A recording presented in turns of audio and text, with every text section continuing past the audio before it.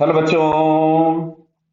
यहां लिखा है sphere is placed rotating with its centre initially at rest in a corner as shown in the figure A and B.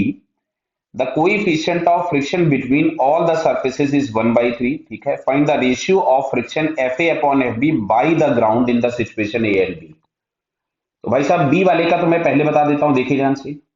B पे लगने वाला friction जो होगा वो इस डायरेक्शन में काइनेटिक फ्रिक्शन होगा, जिसको मैं एफ बी लिख दे रहा हूं। यहां से अगर हम लोग देखेंगे तो एक एमजी नीचे लग रहा होगा, एक नॉर्मल रिएक्शन ऊपर की तरफ होगा, और ये जो लगने वाला फ्रिक्शन होगा ये काइनेटिक होगा। मतलब इसको डायरेक्टली हम लोग लिख सकते थे म्यू इंटू एन। तो जो एफ बी है वो तो हम लोगों के पास आ गया म्यू एम जी। क्लियर है, बिकॉज एन बराबर एम जी हो जाएगा। चलिए ए वाले के लिए थोड़ा जरा हम लोगों को मेहनत करनी पड़ेगी।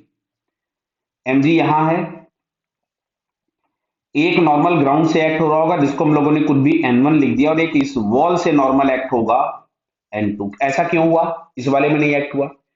भाई इस वाले में ये जो फ्रिक्शन एक्ट हुआ था ना एफ बी, ये इसको आगे भगा देगा तो इस वाले वॉल से कांटेक्ट तुरंत खत्म हो जाएगा। जबकि यहाँ पे जो फ्रिक्शन लग रहा होगा वो इस डायरेक्शन में लग रहा होगा, जिसको हम लोग कुछ भी एफ वन लिख लेते हैं। बाद में एफ वन बराबर एफ ए होगा। क्यों?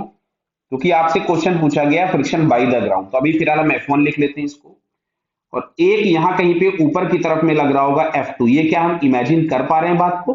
क्यों? ये वाला पॉइंट भी नीचे सरक रहा होगा क्योंकि रोटेशन हमने इस तरफ कर रखा है इसको, और ये वाला पॉइंट जो होगा वो इस डायरेक्शन में स्लिप करेगा, इस वजह से फ्रिक्शन पीछे लगेगा। अब देखो ये कहीं जाएगा नहीं, तो ट्रांसलेशनल इक्विलिब्रियम में भी है, रोटेशनल इक्विलिब्रियम में भी है।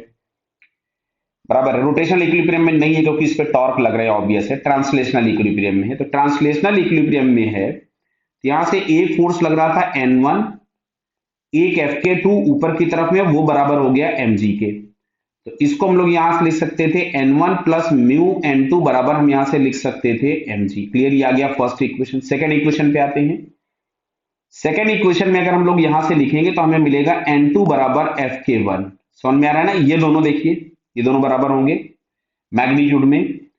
तो N two is equals to हमारे पास आ गया म्यू एन वन। एफ के वन को हमने म्यू एन वन लिख दिया, ये आ गया इक्वेशन नंबर टू। एक काम करते हैं, इस एन टू को उठा करके यहां सब्स्टिट्यूट कर देते हैं। तो यहां से हमारे पास मिलेगा N one plus mu, mu N one बराबर एम जी। क्लियर है? तो यहां से एन वन की वैल्यू जो हम लोगों को मिल रही है, ध्यान से देखिए, अगर मैं यहां से एन वन कॉमन निकाल लूं तो यहां ब्रैकेट मिल रहा है one plus mu square is equal to m g. तो N one is equals to आएगा एम जी upon one plus mu square. ये आ गया एन वन। आप सुनो, बहुत ध्यान से सुनिएगा बेटा फिर से।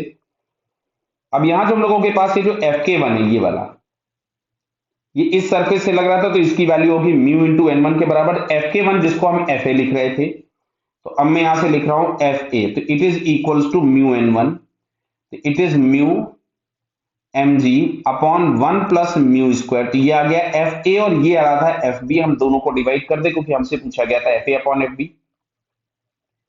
तो यहां से हमने लिखा F A upon F B, तो that one is mu M G upon one plus mu square, और एफ बी है हम लोगों के पास म्यू एम जी, तो ये तो कैंसिल हो गया। और ये आ रहा है one plus mu square upon one plus mu का स्क्वायर, म्यू दिया था 1/3, तो 1/3 बोले तो हो जाएगा 1/9। स्क्वायर करेंगे हम लोग तो 9 प्लस वन, तो ये हम लोगों के पास आ रहा है 9/10। तो 9/10 रेशियो हम लोगों को दिया है सेकंड वाले ऑप्शन में। क्लियर? तो it's second answer is correct. Clear है बेटा? Okay, all the best.